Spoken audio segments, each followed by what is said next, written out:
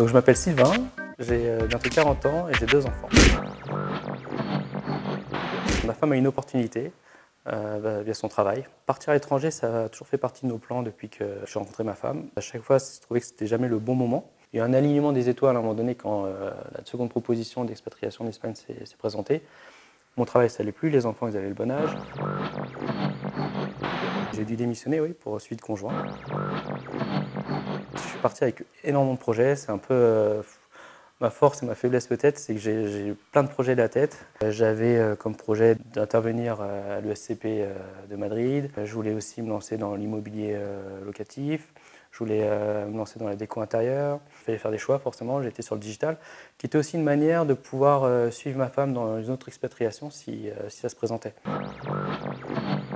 Donc ça fait 1 an qu'on est à Madrid. Les 4-5 premiers mois, je me suis formé en marketing digital e-commerce.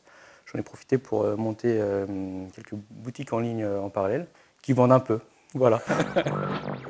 Je ne parlais pas du tout espagnol avant d'arriver, j'avais fait allemand deuxième langue. Non, l'espagnol c'est pas facile. C'est facile à apprendre, mais c'est difficile à pratiquer, parce que l'espagnol parle extrêmement vite. La première année, j'ai beaucoup réseauté avec des Français, et c'est seulement là, depuis la rentrée, que je me suis mis dans une activité sportive avec des Espagnols. D'un point de vue administratif, c'est cool parce que c'est la boîte de ma femme qui a tout géré. Enfin, ils proposaient même de faire nos courses pour la première fois. Donc on leur a dit non, c'est bon, ça on pourra le faire nous-mêmes. J'ai toujours eu un retour positif, comme quoi une marque de courage, etc.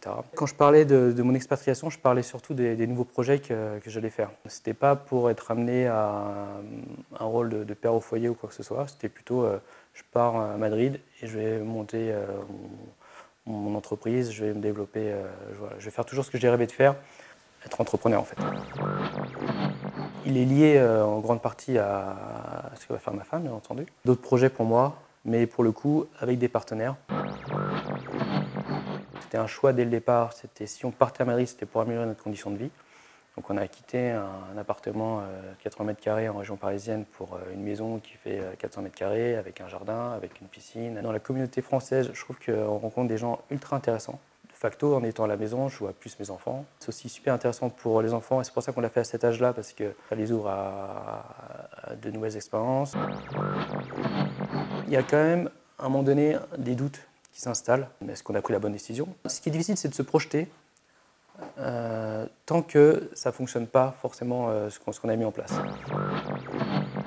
J'ai rejoint Madrid Accueil, qui est la communauté de Français à Madrid, et en étant quasiment le seul mec, ça a des côtés positifs. Un côté, je sais pas, sympa, avec des femmes.